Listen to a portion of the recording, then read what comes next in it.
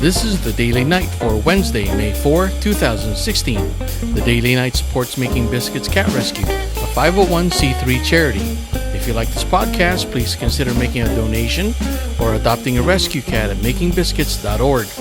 I'm your host, Gerardo San Diego, and today I'm going to talk about this week's Game of Thrones episode entitled Home.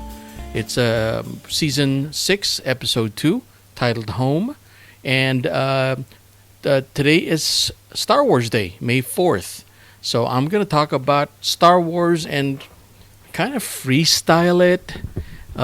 Talk about if you didn't hear my podcast from way back from December of last year, I kind of talked about how I came to love Star Wars since I was a little kid. So I'm just I sort of didn't have enough time to really talk about it enough back then. So I'm just going to kind of freestyle it, probably about 25 minutes on Game of Thrones and about another 25 minutes for Star Wars. So here we go. Hopefully you've seen the latest Game of Thrones episode called Home. And spoiler alert, hopefully, what is it today? It's Wednesday. So it was out on Sunday. So hopefully you have had enough time to see it, because the internet is basically spoiling the hell out of it right now. The most important parts of that Game of Thrones is basically out on the internet, and you can't really avoid it anymore. So here we go. I'm gonna go through scene by scene pretty quickly, and then I'll talk about what my other thoughts regarding the scene, how it relates to the other parts of Game of Thrones. I didn't read the books, and from what I've heard, I talked to somebody who did read the books, and they basically gave up on the TV show because they said that after season 1 or 2, the TV show is so different from the book that they just stopped watching the TV show. And they liked the books better than the TV show.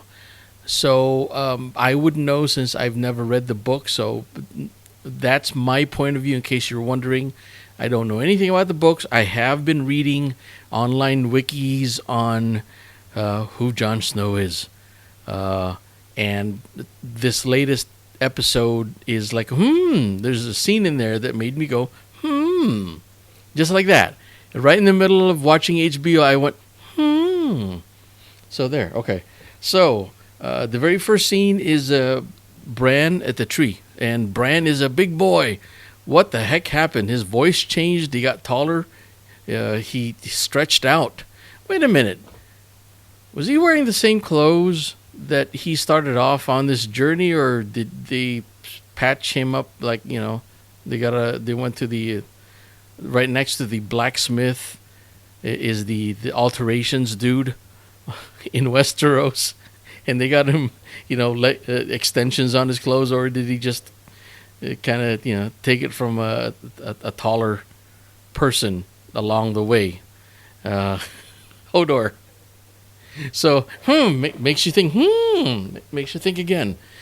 So, Bran is in the tree, and he's warging out, and Max von Sydow is there, which is kind of cool, because, hey, you know what? This ties into the whole Star Wars thing, yeah? Max von Sydow, Lor San Tekka, and Game of Thrones.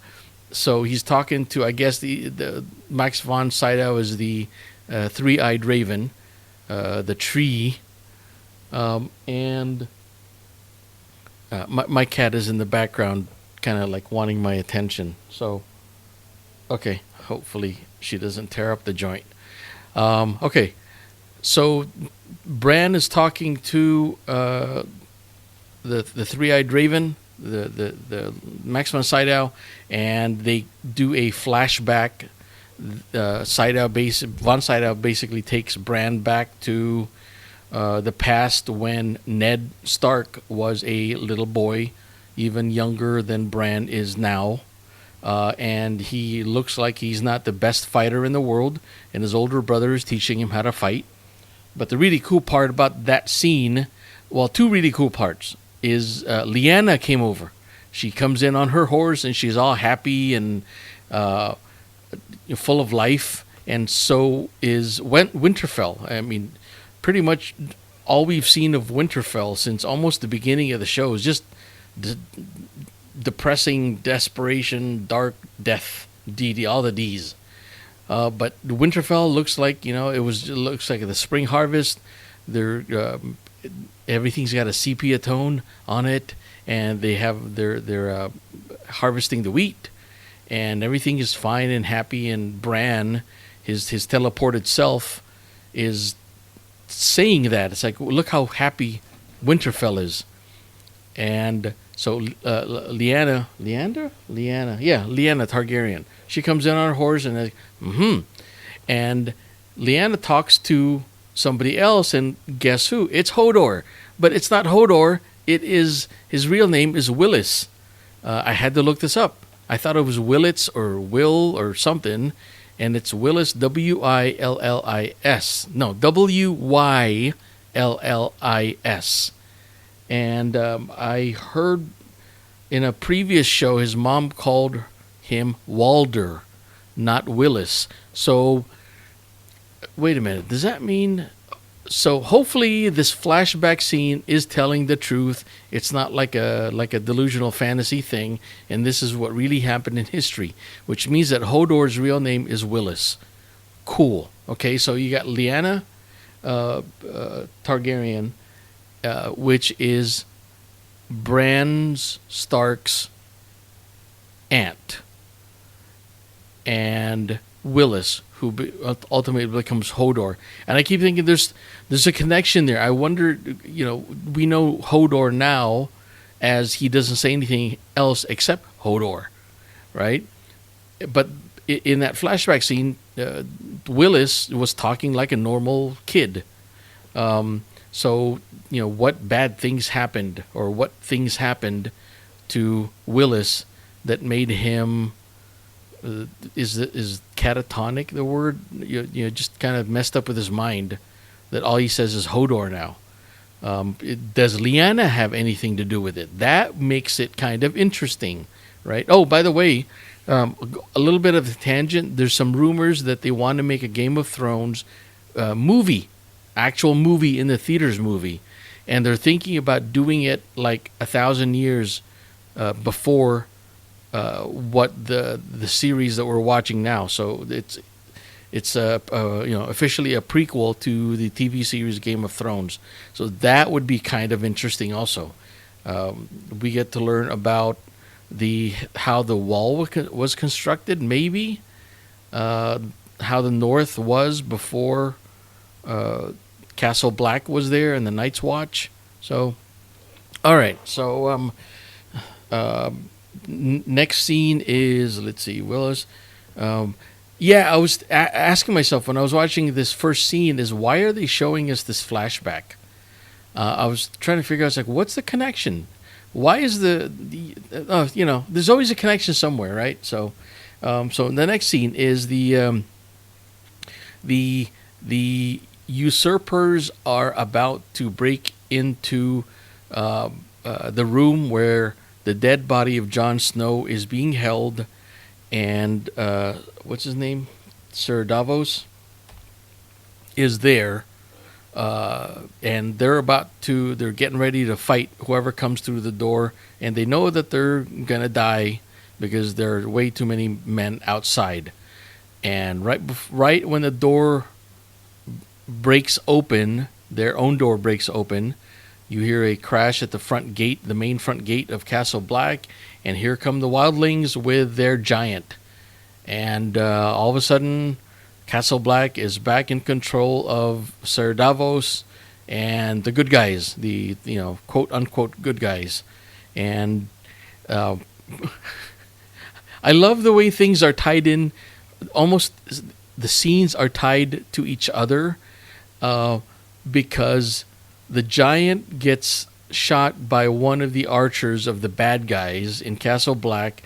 So of course the giant just shrugs it off and slams the little archer into the wall, just a smear on the wall. And so, that is that. And then they take the bad guys into the dungeons, into the prison of Castle Black, and the scene pretty much ends there. Ollie's still alive, little punk Ollie. So yeah, he tried to swing a sword, ain't gonna do it. So now this scene of the giants, the giant, swings the man into the wall and basically pulverizes him. Now you switch to back to King's Landing, where some idiot drunk is bragging about how he exposed himself to Cersei while she was doing the Walk of Shame.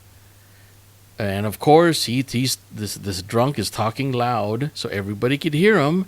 So when he goes into behind the building to take a leak, Cersei's giant is there, and we assume it's the Mountain, right? It's the Frankenstein monster version of the Mountain, because the Mountain officially died, and what is that, apothecary? Ooh, I wanted to say that word for a long time. The apothecary, scientist guy, kind of Frankenstein the Mountain back into life, and so the Mountain guard of Cersei sneaks up behind the drunk, exposing guy, and slams his head into the wall. Big old smear on the wall also, just like the scene before when the giant smears the archer into the wall. So, and that was pretty much it. Oh, okay. And then Cersei wants to see the body of Myrcella, her daughter, which is in the temple, but she is confined to the Red Keep, basically her own chambers. And there was almost a fight, but the Cersei figures, okay, I'm just going to chill out for now. Let my son Tommen, who is officially the king, figure things out, and he's going to. This is Cersei talking. I'm not going to stay here forever. You can't keep a good Cersei down. So that was there's a whole bunch of scenes in this episode, just like the last episode. Not as many, I think, as the last episode, but the story just kept going. And I know it's going to be like little pieces, and we're supposed to remember these little pieces as we're watching it, and then we get to connect the pieces as the season unfolds, and things are going to make more sense later on. So let me see. The Mountain slams the pissing drunk guy into the wall, and now we switch. Of course, Cersei is hoping her son Tommen is going to fix things, so we switch to Tommen and Jaime watching over Myrcella's body, and Tommen is doing his emo little kid who shouldn't be king speech to Jaime, and he doesn't know what to do, and Jaime says, go talk to your mother, you got to go apologize to your mom. So Tommen goes and leaves the temple. So of course, who comes up? This dude, this High Sparrow guy, he just kind of shows up any damn place he wishes. Have you noticed that? It's like the guy is wearing a piece of cloth. Is he? I think he has sandals on, but that's pretty much it. He doesn't even comb his hair. I don't think he even washes. He kind of just, I don't know. At night, whenever he's about to fall asleep, I think he just collapses on the ground and passes out.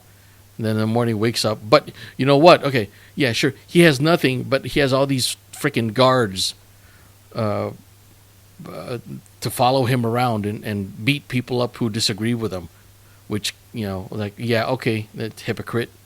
So High Sparrow comes in, and talks to Jaime, and pretty much Jaime wants to do bad things to the High Sparrow, but here comes the High Sparrow's backup guys, and Jaime doesn't do anything. So I think it's going to be another confrontation. This High Sparrow guy is pretty much pissing off a whole bunch of Lannisters. Oh man, this could be a lead up to something really bad and slow happening to the High Sparrow. Okay, here's a prediction. The Mountain Frankenstein monster is gonna have his way with the High Sparrow once everything is said and done, and Cersei's gonna be there to smile. The way she smiles, creepy. Something also that I've noticed. Okay, you realize the High Sparrow. There's the religious philosophy of the High Sparrow people, and then there's the religious philosophy of the many-faced gods group. And I keep thinking, is this on purpose or is it just coincidence? For some reason, I keep identifying the High Sparrow as more a Christianity thing, and the many-faced gods as a Buddhism thing. Let me expand on that. Yeah, I can. I can talk about it now. I'm going to talk about Arya's scene later on. But Christianity is more about penitence and being sorry for what you did and being forgiven and penance, being punished for what you did. Whereas the many-faced gods, well, okay, so the High Sparrow religion is sort of like Christianity, Catholicism. Okay, the many-faced gods is more about getting rid of your ego, being unselfish, and letting go of yourself and not being a specific person, right? You know, a girl has no name thing, right? So it's the obliteration of the self, as they say in Buddhism. You obliterate yourself, you obliterate your ego, you get rid of your ego so that there's nothing left of you.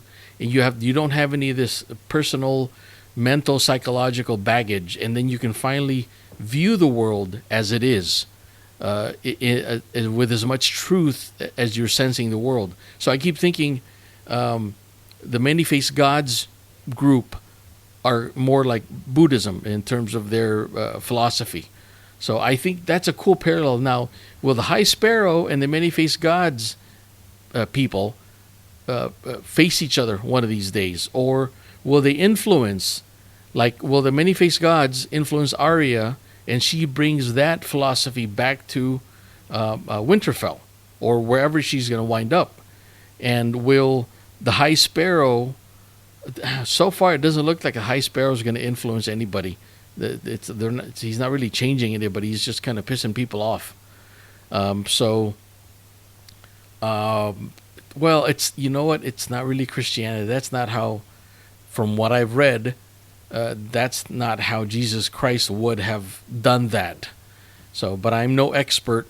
I just read this stuff. So it's kind of a cool thing. You know, there's this huge focus on the High Sparrow group as being the quote unquote religious group.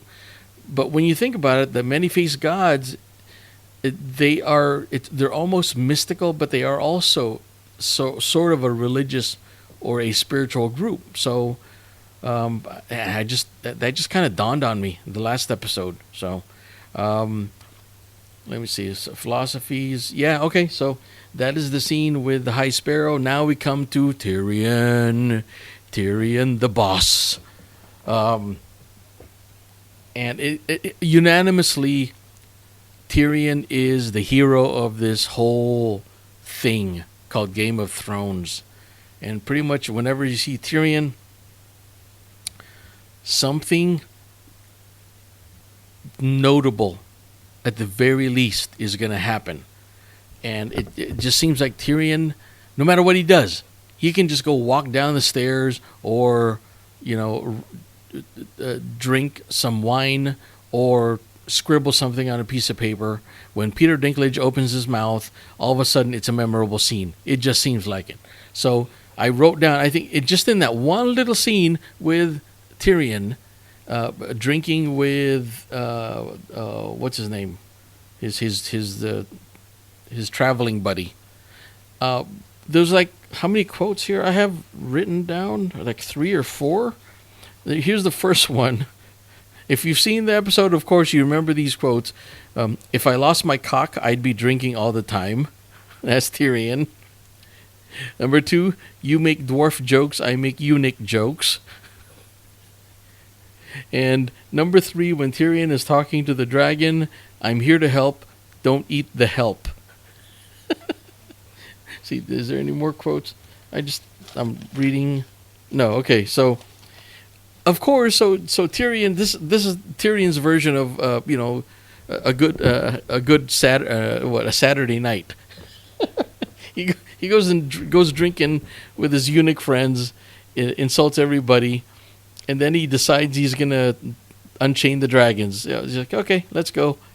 Walks into the catacombs of the dragons are the 2 dragons, and basically talks to them half drunk, and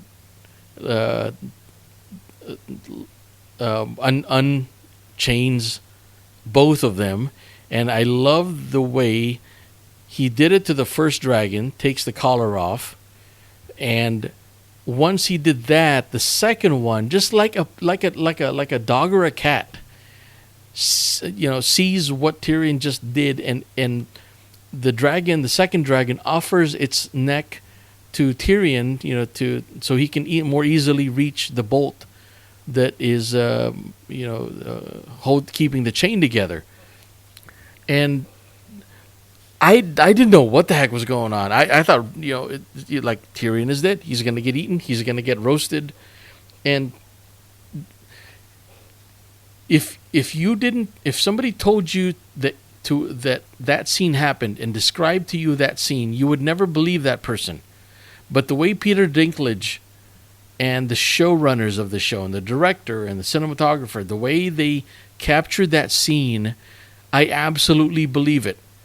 Pretty much these dragons, and you also get a setup to it, because he was talking to what's her name, Natalie Emmanuel. I don't know her actual name on the show, but the actress Natalie Emmanuel. When they were drinking, and he said, have the dragons ever attacked you? And she says no. They pretty much, they know, they can sense who to trust. And I think that sort of gave him a little bit more of an impetus. I don't think it gave him any courage, but I think it gave him more of a not confidence. Yeah, impetus is the best word. Like, he can do it. He's got maybe like a 10% chance of surviving. And so, of course, Tyrion, like, I want to draw a meme or create a meme that just says, Tyrion, boss. So, yay, Tyrion. Here's a little tangent. Peter Dinklage, if you like his acting and you haven't seen any of his other movies, I recommend it's called The Station Agent. And if you don't like being bored, this movie will probably kind of bore you, because it's just a whole bunch of people talking, and they have problems, and they're trying to help each other with each other's problems. So, The Station Agent with Peter Dinklage, go check it out. Amazing, great acting. It feels sort of like a little bit of Sling Blade without all the violence of Sling Blade. So, and what was I thinking about? Oh, and the person, the director of The Station Agent, Peter Dinklage's movie, is Tom McCarthy. If that name sounds familiar to you, Tom McCarthy directed, what is it called? Spotlight, which won this year's Academy Awards for Best Movie. So these people know what they're doing. If you watch The Station Agent, directed by Tom McCarthy, who also years later directed spotlight. So it's quality stuff. All right, back to Game of Thrones. The next scene is Arya, a girl has no name scene. It was kind of a short scene, and I think they just put it there so that it shows you how much time has passed, where she's hungry, she's tired, she's hurt, and the many-faced gods leader guy tells her if all she has to do is say her name, and he will give her food and a place to sleep and get her cleaned up. And she still refuses. It's kind of like brainwashing, isn't it? So basically, I guess the brainwashing worked, or Arya knows the game. She's playing the game, right? So of course she says, "A girl has no name. A girl has no name. A girl has no name." And to convince the guy, says, "Okay, you've passed the test. Let's get you back, get you cleaned up, and let's get you back to where you were before." So you probably get her eyesight back in the next episode, or next 1 or 2 episodes. So that's pretty cool. Okay, you figure she's gonna get there anyway. It was just all right. It's exposition. And then the next scene is, of course, good old Ramsay. I can't believe that every episode that they have Ramsay do something hideous, and it's always worse than his last hideous act, that we haven't yet said, you know what, okay, that's enough for me. Now Ramsay Bolton is becoming a caricature. I guess it's a testament to the actor who's portraying Ramsay Bolton that it still hasn't reached the caricature part. It's methodical, the way he killed Roose Bolton and Roose Bolton's wife and newborn son. For, of course, if Roose Bolton is the king right now, and if he dies, then the heir would have been Ramsay Bolton, but his wife just had a baby, and since the baby is officially Roose Bolton's blood, then Ramsay Bolton, who is adopted, does not get to become king. So how does Ramsay deal with that? He kills his adopted father, and then he kills his adopted mother and his newborn stepbrother. So done and done. All of a sudden, Ramsay is now again the king of whatever kingdoms he's a king of. Right now they're in Winterfell. So it's one of those shocking scenes, and you can see it coming. The thing is, when Ramsay Bolton is about to do something hideous and just, I don't know the word for it. You don't, at least I don't even think that he would ever not do the bad thing that he's about to do. He always goes through with his bad thing. So, man, and we're just waiting for him to just get his what is it? His comeuppance, his due. Just something. Just karma's gonna get Ramsay Bolton one of these days. Wonder who's gonna do it to Ramsay when that moment comes. Is it gonna be Arya? Is it gonna be Sansa? Is it gonna be Tyrion? Or is it gonna be somebody that we totally didn't expect? Yeah, so, but that actor is amazing, Ramsay Bolton. Then, of course, when you get Ramsay and you have, what's his name? Theon Greyjoy. What did he nicknamed him? Reek. Yeah, Reek. Come here, Reek. Theon Greyjoy is now saying goodbye to Sansa after Brienne and Podrick rescued them from Ramsay Bolton's men out in the winter woods. So Theon Greyjoy, basically, he says, he can't really go anywhere because he's wanted everywhere except for the Iron Islands, Ironborn. He has to go back to his home. There's home. So let's see, home. That's the title for the show. Of course, that's the theme of the show. So you figure home. You start off with, well, pretty much everybody is trying to go home. Bran is trying to get home. The mountain, Tommen. Yeah, so basically this is the first one where Theon just wants to go home. And the next scene is Theon's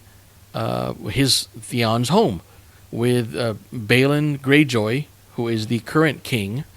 He's talking to his daughter, and it's raining outside, lightning and raining.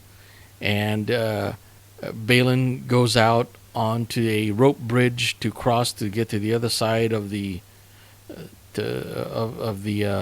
building.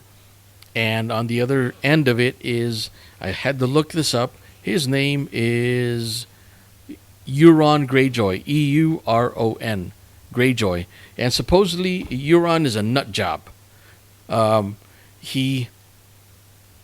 don't know if you listened carefully, but he kind of went nuts on his own ship, and his own men had to tie him up on his own ship so he didn't jump overboard.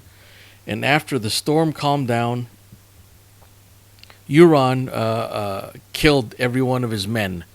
Okay, and I don't know if he's really dead. Did the Red Witch or her cult resurrect Euron Greyjoy also? So there's another story coming up.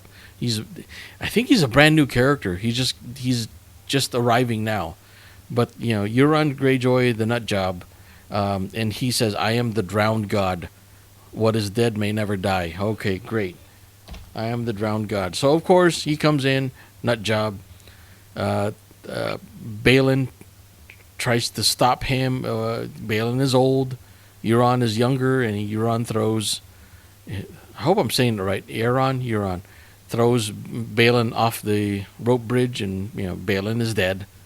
Hits the rocks or the water way down. So he's dead, and you have the funeral scene, and Balon's daughter now wants to be the ruler of the Iron Islands and the Ironborn, and she can't because she's a girl, so she's gonna have to fight for the title. That's what I inferred from the episode. I kind of rewound it and watched it again, and that's what I figured. So she's gonna have to fight for the title. But remember the 5th of November. Theon is coming back home. So is Theon now officially the king of the Greyjoys, the Iron Islands, the Ironborn? And when does he get home? So does the brother and sister, do they have to fight each other? That will be interesting. Now Theon, is he back to his old self as Theon, or does he still have a little bit of reek going on? A little bit of a, still kind of brainwashed reek. Man, there's a whole lot of brainwashing going on in Game of Thrones also. So that's going to be fun. All these things, it's like, again, little puzzle pieces that it's going to lead up to something. And it's going to, probably the end of the season, you're going to have all these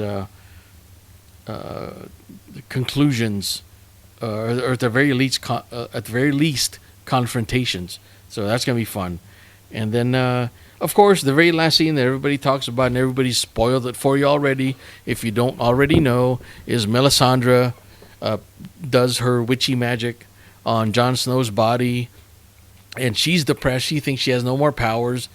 And that scene actually made me think, okay, she doesn't think she has any more powers. She doesn't think that she predicted the future properly, because whatever she saw in the future never came true. So she's kind of hesitant about trying to resurrect Jon Snow. And everybody kind of, she tries her ritual, washes his body so he's all clean, and then she does her waving of hands over his body, and It looks like nothing's happening. Everybody leaves the room, and of course, the very, very last second of the scene is Jon Snow waking up. So I looked carefully. He doesn't have the warg eyes, and he doesn't have the all black eyes, and he's not a he didn't turn into the winter zombie. So what happened now? What was that Melisandre's doing? Was it partly Melisandre's doing and something else was working magic on Jon Snow? Was he really dead? Was he warging? A whole bunch of different forces and elements are in play here. And so we're going to get to find that out in the next episode. So that is it for the episode 2 of Game of Thrones, Season 6, titled Home. Now, where am I now? It's pretty good. I'm going 35 minutes into it. I actually got the... It's weird.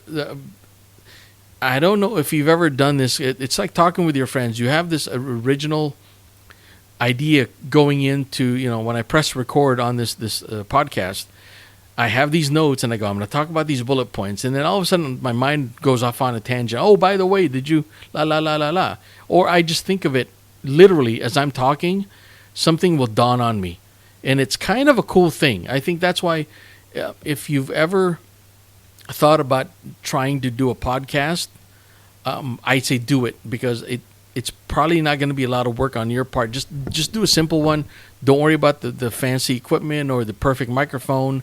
Just take your phone and record yourself talking, and then things will uncover themselves when you're talking that you didn't even think you had it in you, which is kind of cool. Let me take a long sip of water while I go, get prepared for Star Wars Day. Star Wars Day.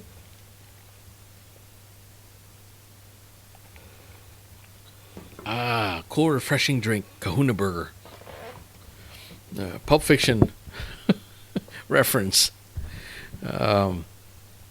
Star Wars. Okay, I don't have any notes for this. I'm just going to talk about Star Wars. I talked about how I first came into Star Wars when, let's say, my family and I immigrated to America, United States, from the Philippines in 1974.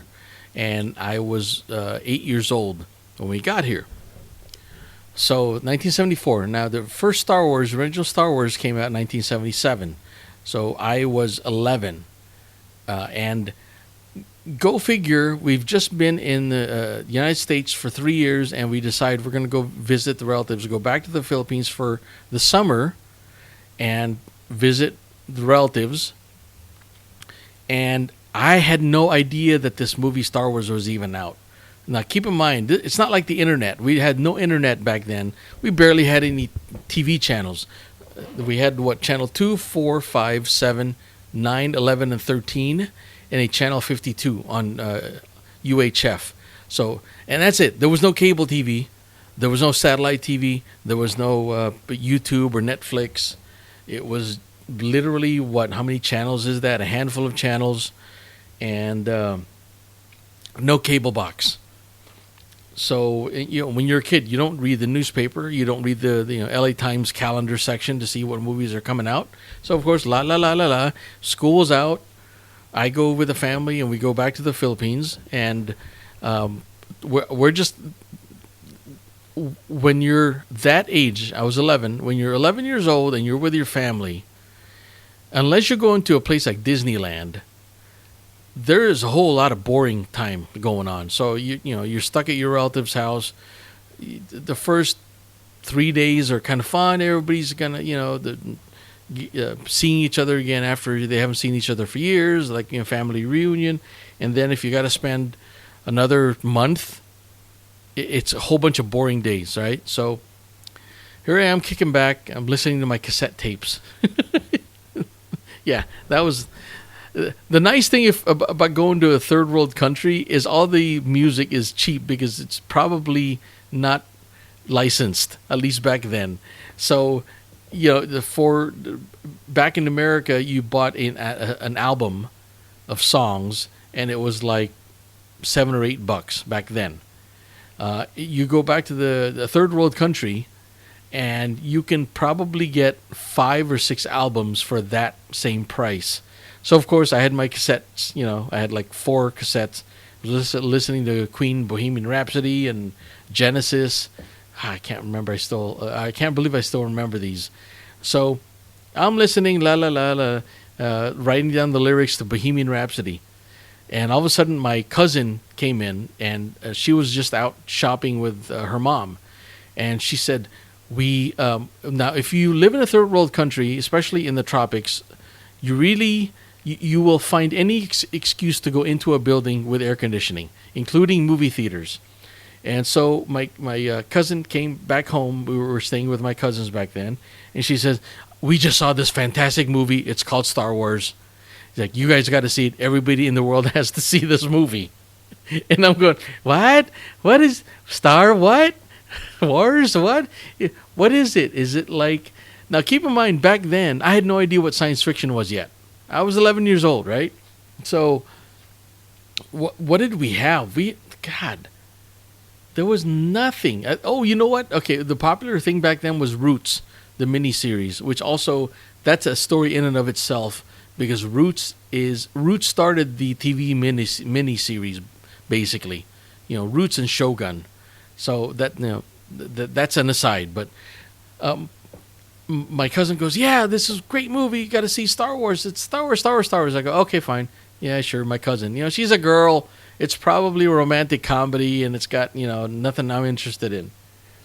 So, like the next day, 2 days later, I'm out shopping with my mom. Of course, it's hot. It's humid. We need to get air conditioning. And so we walk into a movie theater. It's a Star Wars. Holy crap.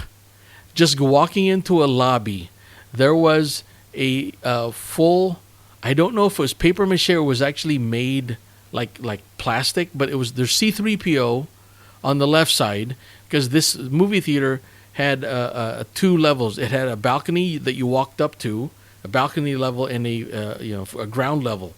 So, and there were curved staircases one on either side. So on the left side was C-3PO, and on the right side, from what I remember, it was a stormtrooper. The old 1977 Star Wars stormtrooper statues. So all of a sudden, of course, I'm going, okay, there's something really cool with this. So, of course, I still don't know what's going on. So we walk up to the balcony. I'm sitting there, don't know what to expect, and I sat down. We sat down exactly at the perfect time when the movie started. Had no idea what was going on. So my earliest memory of Star Wars, the actual film, is seeing that absolutely humongous Star Destroyer coming in from the top right of the screen. First, you see this little blip of a ship, the Rebel blockade runner, the Tantive 4, coming in. And all of a sudden, the spear tip of the Star Destroyer comes in from the top right corner of the screen, and it kept coming, and it's going, and it's getting bigger and bigger, and how the freak long is this ship? And then when you think, oh, that's the end of the ship. No, it's the little docking bay on the underside of the ship, right? That little hole where the Rebel blockade runner is going to fit into later on. So I was like, no, there's more ship. There's more Star Destroyer. It's like, of course, we didn't know what Star Destroyers were. It's just a big freaking ship. And, you finally see the 3 humongous engines. And then this is the big theater. In the Philippines, like they don't chintz out on theaters, because they don't get to build like a theater every other block. They have this, usually one big theater where everybody goes to. And so this huge theater with the rumbling of the Star Destroyer, and it's like, okay, that's it. It's like, you can have my money for the next, 40 years of my life. and that was Star Wars for me. So of course, now keep in mind, I'm in the Philippines. All my buddies, all my my elementary school buddies are back in the States. So I gotta wait another week, few weeks before our vacation with the relatives finishes, and we fly back to America. And of course, I fly back to America, and the first things out of my mouth and my friends' mouths are Star Wars, Star Wars, Star Wars, Star Wars. And after that, it's basically, we talked about Star Wars. because they saw Star Wars already. Some saw Star Wars multiple times. And it was also back then, even in America, there weren't that many movie theaters. So the best movie theater back then, now I live in the Los Angeles area, the best movie theater back then is, of course, the Grauman's Chinese Theater. Grauman's Chinese Theater, Mann's Chinese Theater, whatever. I think it's called the TCL Theater now. So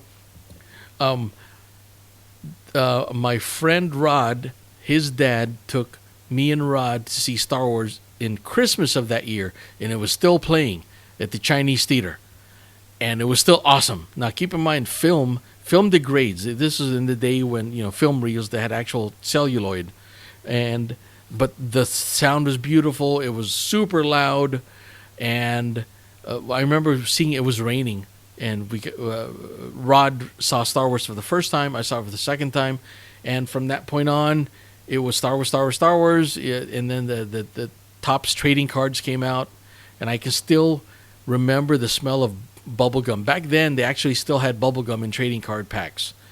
And of course, you saved all your money, every cent that you can save from your allowance, and you bought boxes of these trading cards, and you trade them with your friends so you can collect the whole set. You started off, I think the first series was blue, and then the second series was red, third series was yellow, and fourth series was green. I'm a geek, folks. I've been a geek since May of 1977. So, Star Wars geek, especially.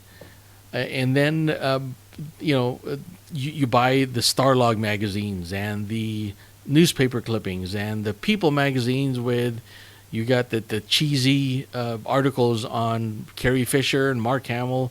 Harrison Ford was nowhere to be seen, by the way. He's a very private person, so you barely saw him in any magazine interviews or like picture opportunities. It's always Mark Hamill and Carrie Fisher.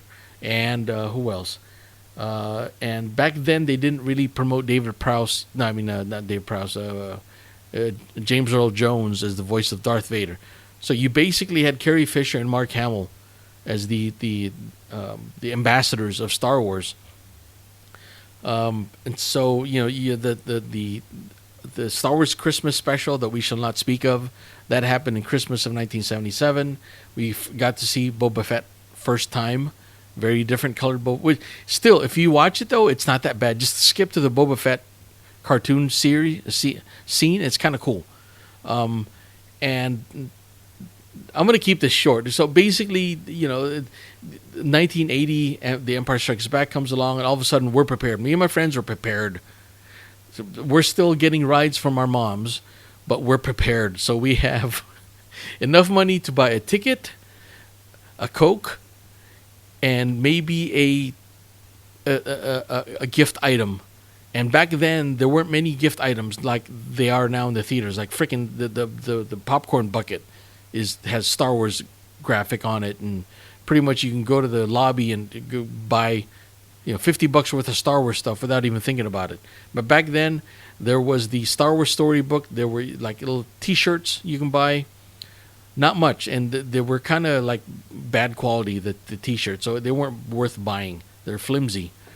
So of course I bought the Empire Strikes Back storybook, and back then, weird. Okay, this is sort of a weird thing. Is back then it was actually harder to watch. What do they call it? There's a name for it, where you just jump from one movie to another. You just stay in the whole theater chain. But back then, when you're a kid, I was 14. I had no money. I had like allowance. I got parents' money, and so we my friend and I saw The Empire Strikes Back. The second go around, we saw it on the first weekend that it was out, and then we came back. And we stayed and watched it, I think, 3 or 4 times. We basically got dropped off at noon. I think my mom or his mom dropped us off at noon. And we stayed there until like 7 at night. And after that, we just like, I start kind of getting sick of Empire. So, of course, came back, watched it some more times. I think I watched Empire maybe 5 times total. 5 or 6 times in the theaters. Which is, The Empire Strikes Back is my favorite Star Wars movie. right up there with Star Wars: A New Hope, the original one. So yeah, it's hard for me. On certain days, I like the original Star Wars better. Certain days, I like Empire Strikes Back better. And then the Return of the Jedi. Actually, if you're wondering how would I rate the movies, I would rate The Empire Strikes Back as probably a 9.5, and Star Wars is a 9.25. Okay, out of 10, and then The Force Awakens probably a 9. And then Return of the Jedi, like an 8.5. And then I don't talk about the prequels. I'll tell you about the prequels. You want to know about the prequels? Okay, so let me skip. Okay, go to the Return of the Jedi. I'm just going to talk about the original trilogy and Force Awakens. And a little bit of the prequels. So after Empire, we wait 3 more long years. No, actually, it wasn't that long because the Raiders of the Lost Ark movies were coming out. And the Blade Runner movie came out, so we kind of had our summer movies from 1980, 81, 82, and 83. So we're kind of set. Okay, that's the cool part. So the Raiders of the Lost Ark. That's another story. It's like my friends and I had no idea. Now this was 19. I had my driver's permit, so we were driving now. So I was driving with my friends. And this was, I think, 1982 or 83. And we just stumbled upon Raiders of the Lost Ark. This would never happen anymore with the way theaters are right now and the way people know what is happening from the internet. But back then, when Raiders of the Lost Ark came out, you basically showed up at the theater, you go had dinner, and then after the dinner, you kind of drove around to see what was playing at the local theaters. And we walked, and then we saw this long line outside of a theater. This was in Lakewood, California. Lakewood South was the theater.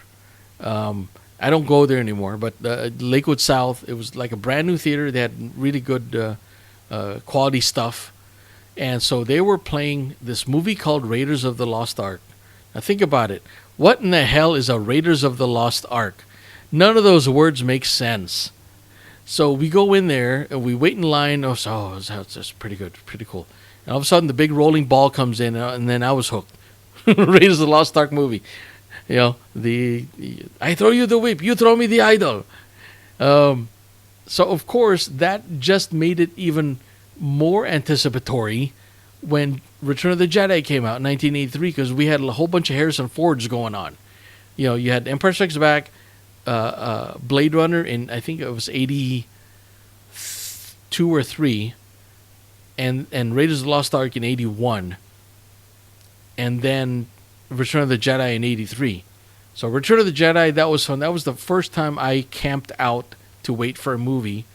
I didn't see it on a Friday like a proper fan was supposed to do. I actually went to school on that Friday, but Saturday morning I was there at 6 in the morning. And the first showing was at noon, so I waited. My dear mom went with us because she brought the lawn chairs, and we were able to sit. And basically, when you're a kid, we're sort of not kids anymore, but we're when we needed a big car, we had to borrow our parents' car, sort of thing. And like if you want backup, like if you want somebody to save your place. You get one of your parents, like, stand here while I go get tickets or stuff. So, of course, we waited in line. I waited with my mom. My friend waited with his mom. And we had our other friends who came along. And that was 1983, Return of the Jedi. Fantastic movie. My most memorable part of that movie to this day was during the Battle of Endor, where, the Ewoks fighting the Stormtroopers. And actually 2 scenes from that is when the Ewoks threw a rope that caught the speeder bike, and the speeder bike starts looping around the tree until it finally crashes into the tree. And when they rolled logs under the feet of the ATST in Return of the Jedi. I those it's like forget about the blowing up the second Death Star. It's like it was that stuff. It was the Ewok battle, and I still have a place in my heart for the Ewoks. I know they're goofy looking, but when the first time you see the movie, it's fantastic, and you also get a resolution to all these questions. It was kind of hinky in terms of Leia being Luke's sister. I actually, because Luke is my hero. It's like I can acknowledge Han Solo is the biggest badass in the Star Wars universe, and he's. I would say Han Solo is my favorite character, but Luke is the character I root for. Okay, so I always wanted Luke to get Leia, but at the same time. George Lucas kind of wrapped it up kind of tidy with making Leia his sister, and now Luke can just concentrate on being a Jedi, which is like sort of a monk. It's like it's kind of boring, but then again, if you're going to be badass and dress in black and force choke everybody and fight without fighting, that was a cool part, right? So maybe I guess the end, the I am a father, I am a Jedi like my father before me.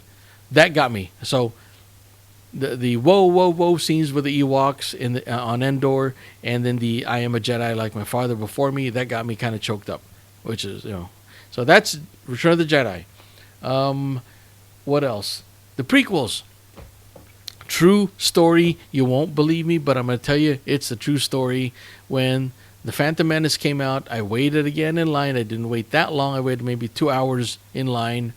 And I finally got to see the movie.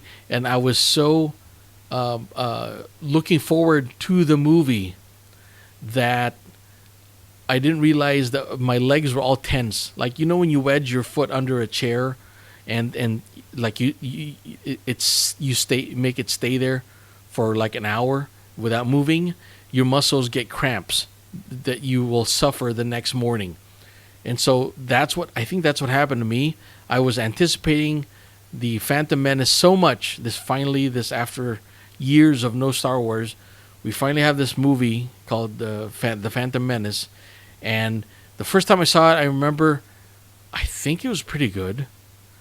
The lightsaber scene was awesome. The Darth Maul, that was pretty awesome. And then I keep thinking, was that supposed to be what Star Wars was about? Like, am I misremembering the original trilogy? Was the original trilogy like this? And so, I watched it a couple of more times, and then it's like, yeah, no, it's not. This is not. I don't like this movie. And so, of course, when the Attack of the Clones came out, I was a bit more hesitant. I saw it anyway. I saw it 1.5 times. I saw it once, and then I tried to see it again, walked out halfway, and I think I watched like Good Will Hunting or something. I think I saw Good Will Hunting, which is like, that's not a bad trade-off. If you're going to walk out of one and then you wind up seeing Good Will Hunting, so that's good.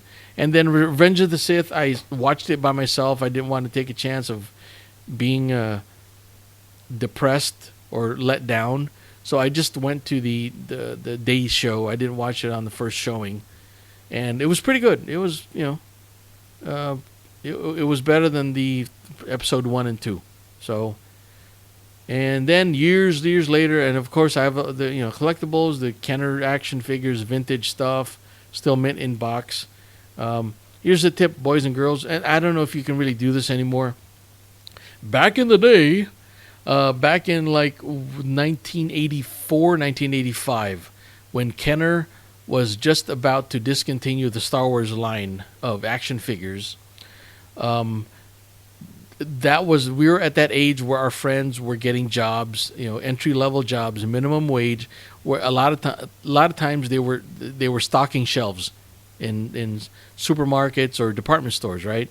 And those were the days where some major department stores were closing. If you're old enough to remember, there's Montgomery Ward, there's Zodi's, there's Two Guys, there's Fedco and Gemco. This is in the Southern California area, and whenever stores like that close, you want to, especially if you have somebody on the inside, working the store, and they tell you, we're going to close, but for some reason they're still bringing in shipments this last week. So my friend told me, he said, come on over at this time, and you'll have the first pick your choice of these brand new boxes of action figures. So of course we went crazy. We were at that age where we had jobs already. We had some kind of money. I think we each brought probably $50 or $60. I did. My friend went crazy and brought like $100 more than that, which is like all the money in the world back then. So we kind of cleaned up on the action figures, and we knew better. We were at that age where we're kind of starting to get into college, and we didn't really play with the action figures anymore. So we actually just put them in the closet.